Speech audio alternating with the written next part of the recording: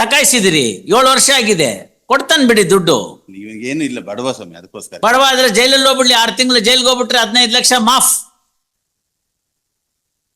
If ಈ so ಪೂರ್ನು ಜೈಲ್ಗೆ ಹೋಗ್ಬಿಡ್ಲಿ, ಊಟ ಹಾಕ್ತಾರೆ. ಅಲ್ಲೇನು ಕನ್ವಿಕ್ಷನ್ RI ಅಲ್ಲ, ಒಂದು ಅಲ್ಲ. ಸುಮ್ಮನೆ ಕೂತಿದ್ರೆ ಒತ್ತೊತ್ತಿಗೆ ಊಟ ಬರ್ತಾ ಇರುತ್ತೆ. ಟಿವಿ ಬುಧವಾರದೊತ್ತು ಸ್ವೀಟು, ಶುಕ್ರವಾರದೊತ್ತು ಮಟನ್ನು,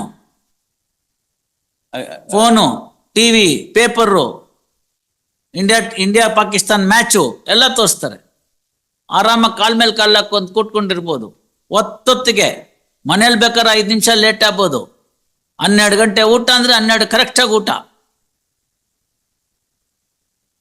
ಇದು ಬಿಡ್ಲಿ, ಒಳಗಡೆ ಆರಾಮಾಗಿ ಟಿಪ್ ಟಾಪ್ ಆಗಿ ಓಡಾಡ್ಕೊಂಡು ಅಲ್ಲಿ ಇಲ್ಲಿ ಆನಂದವಾಗಿ ಇದ್ಕೊಂಡು ಊಟ ಮಾಡ್ಕೊಂಡು ಆರಾಮಾಗಿರ್ಲಿ.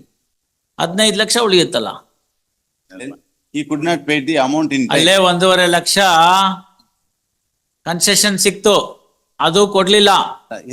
2017 ಇಸ್ವಿ CC 7 ವರ್ಷ ಆಯ್ತು. 6 ಇನ್ಸ್ಟಾಲ್ಮೆಂಟ್ ಅಲ್ಲಿ 11 ಲಕ್ಷ ಕೊಡ್ತೀನಿ ಅಂತ ಕೇಳಿದಕ್ಕೆ ಇದುವರೆಗೆ ತನಕ 10 ಪೈಸಾ ಕೊಟ್ಟಿಲ್ಲ. ಬರ್ಕೊಳ್ಳಿ. ಒಂದ್ ನಿಮಿಷ ಸರ್. ಹಾ, ಅಲ್ಲಿ ಪೂರ್ತಿ ಸಬ್ಮಿಷನ್ ಮಾಡಿ ಅಲ್ಲಿ ಕೊಟ್ಟಿದ್ದಾರೆ. 2,67,000 ರೂಪಾಯಿ ಕೊಟ್ಟಿದ್ದಾರೆ. ಇನ್ನು ಬ್ಯಾಲೆನ್ಸ್ ಇರೋದು 3 ಲಕ್ಷ ಚಿಲ್ಲರೆ. ಅಲ್ಲಿ ಏನ್ ಮಾಡಿದ್ದಾರೆ ಅಂತ ಹೇಳಿದ್ರೆ, ಜಾಯಿಂಟ್ ಮೆಮೋ ಹಾಕಿ ಅವರು ಅಮೌಂಟ್ ಕಟ್ಲಿಲ್ವಲ್ಲ, ಅದಕ್ಕೋಸ್ಕರ file the memo.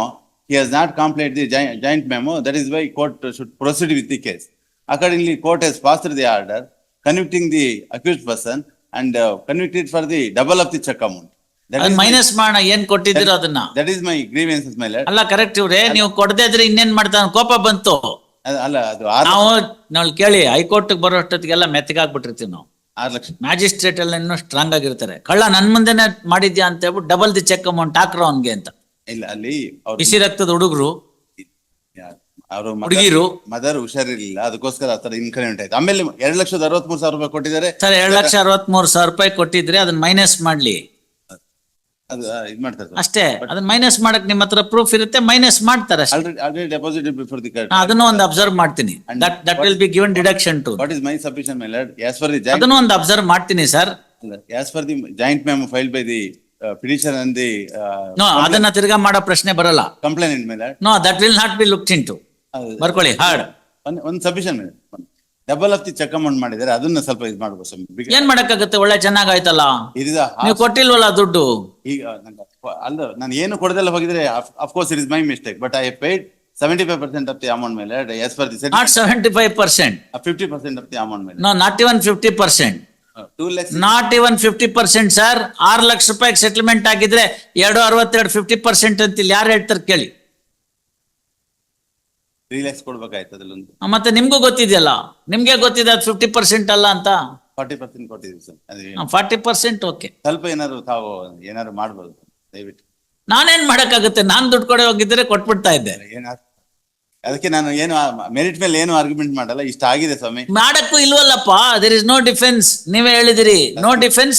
I have not stepped into the witness box. Court ಕೊಟ್ಟಂತ ನಂಬಿಕೆನೆ ನಾನು ಹಾಳು ಮಾಡಿದವನು. ನಾನು ಯಾವುದಕ್ಕೂ ನಾಲಾಯಕ್ಕೂ ನಿರುಪಯೋಗಿ ಅಂತ ನೀವ್ ಹೇಳ್ಬಿಟ್ಟಿದ್ರಿ.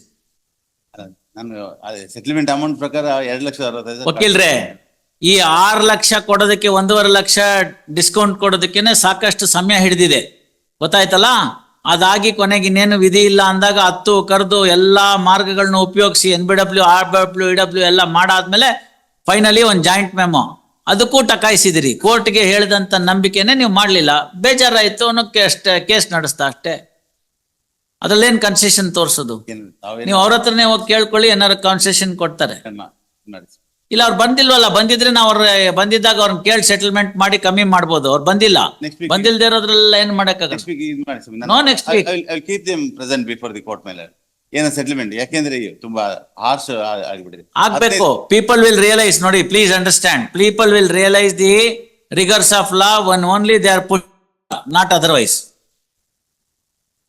ಟಕಾಯಿಸಿದಿರಿ. 7 ವರ್ಷ ಆಗಿದೆ, ಕೊಡ್ತಾನೆ ಬಿಡಿ ದುಡ್ಡು.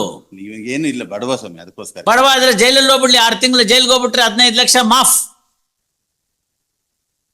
ಇಫ್ ಈ ಸೋ ಪೂರ್ನು ಜೈಲ್ಗೆ ಹೋಗ್ಬಿಡ್ಲಿ, ಊಟ ಹಾಕ್ತಾರೆ. ಅಲ್ಲೇನು ಕನ್ವಿಕ್ಷನ್ RI ಅಲ್ಲ, ಒಂದು ಅಲ್ಲ. ಸುಮ್ಮನೆ ಕೂತಿದ್ರೆ ಒತ್ತೊತ್ತಿಗೆ ಊಟ ಬರ್ತಾ ಇರುತ್ತೆ. ಟಿವಿ ಬುಧವಾರದೊತ್ತು ಸ್ವೀಟು, ಶುಕ್ರವಾರದೊತ್ತು ಮಟನ್ನು,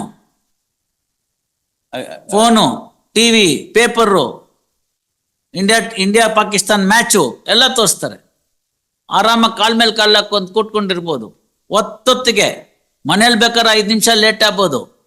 12 ಗಂಟೆ ಊಟ ಅಂದ್ರೆ 12 ಕರೆಕ್ಟಾಗಿ ಊಟ. ಇದು ಬಿಡ್ಲಿ ಒಳಗಡೆ ಆರಾಮಾಗಿ ಟಿಪ್ ಟಾಪ್ ಆಗಿ ಓಡಾಡ್ಕೊಂಡು ಅಲ್ಲಿ ಇಲ್ಲಿ ಆನಂದವಾಗಿ ಇದ್ಕೊಂಡು ಊಟ ಮಾಡ್ಕೊಂಡು ಆರಾಮಾಗಿರ್ಲಿ. 15 ಲಕ್ಷ ಉಳಿಯುತ್ತಲ್ಲ.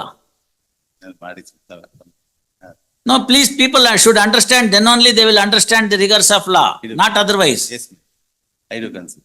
ಗೊತ್ತಾಯ್ತಲ್ಲ? ಸುಮ್ನೆ ಅವೆಲ್ಲ ಚೆನ್ನಾಗಿರಲ್ಲ. ನಾವಿಲ್ಲಿ ನೋಡಿದೀವಿ ಕೋರ್ಟ್ನಲ್ಲಿ, ಬೆಳಗ್ಗೆ ಬಂದು ಏನು ಇಲ್ಲ ನಮ್ಮ ಹತ್ರ ಲಂಗೋಟಿ ಗಿರಾಕಿ ಇಂದವರು ಸಾಯಂಕಾಲಕ್ಕೆ 2.5 ಲಕ್ಷ ಕಟ್ತಾರೆ. 11 ಲಕ್ಷ ತಂದ್ರು ಮೊನ್ನೆ. 11 ಲಕ್ಷ 11 ಲಕ್ಷ ನಾನ್ ತರಬೇಕು ಅಂದ್ರೆ 11 ತಿಂಗಳು ಬೇಕು ನಂಗೆ.